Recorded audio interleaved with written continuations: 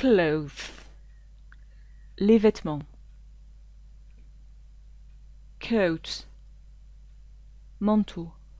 Raincoat, imperméable. Suit, costume. Jacket, veste.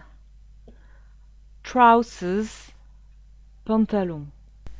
A uniform. A dress, une robe. A skirt with a K, une jupe. Shirt, une chemise pour un homme. Attention à la prononciation de chemisier, donc pour une femme. Blouse, a blouse, a blouse. And t-shirt, on a rajouté le T devant chemise pour dire que c'était en forme de T, c'était basique à l'époque. Ça a été créé pour les GIs pendant la Seconde Guerre mondiale. C'était ce qu'il y avait sous leur uniforme. Attention, gros piège pour ce vêtement ici. Ce vêtement s'écrit comme ceci, S-W-E-A-T. Et cela se prononce sweat. Sweat. Sweat, ça veut dire transpiration. Ce vêtement a été créé pour faire du sport et absorber la transpiration. Donc il se dit sweatshirt, sweat, sweat. Et en France, on a tendance à mal le prononcer et à dire a sweatshirt.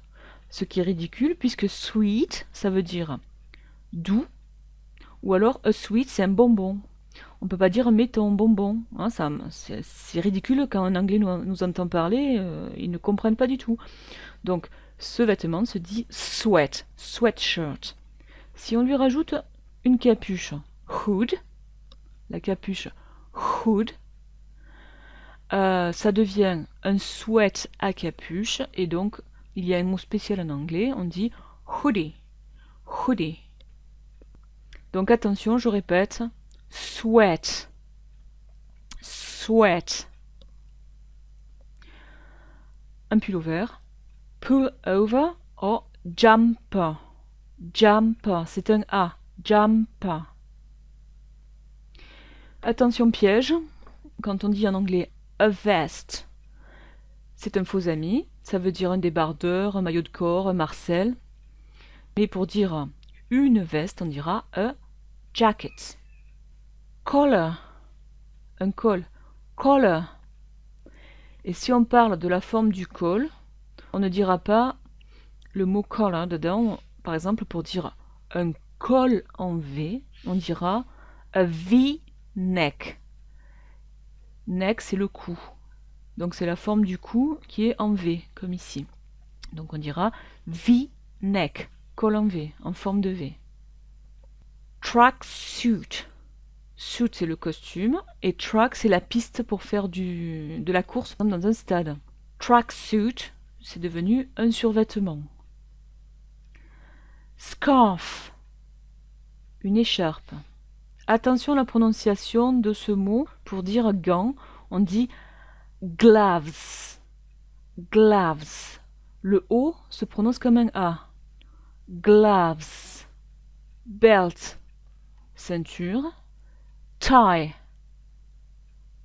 cravate. Bow tie, c'est la cravate qui a été nouée, donc c'est devenu un nœud papillon. Bow tie.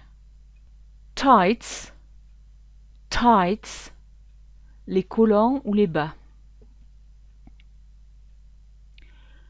Shoes, les chaussures en cuir.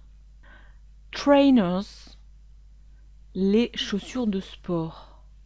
Alors attention, parce qu'en France on dit les baskets, et c'est complètement faux encore. Basket, ça veut dire un panier. Et ça a donné basketball, la balle qui va dans le panier.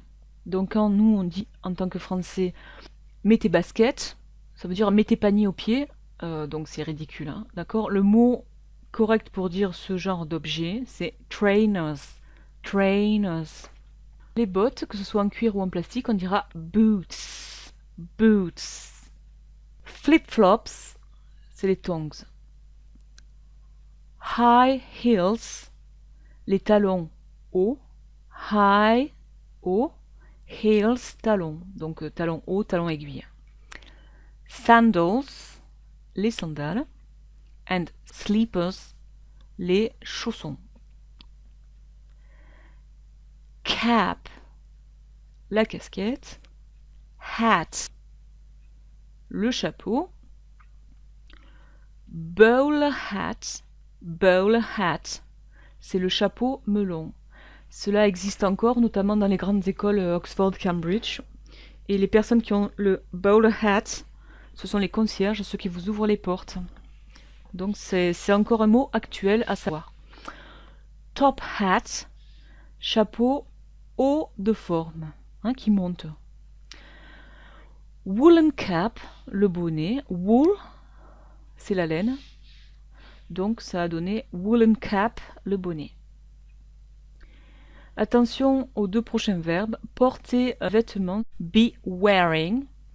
Be clad in. Be dressed in. Ne pas confondre avec porter un objet ou transporter un objet comme un sac à main, un livre, etc. On dira carry.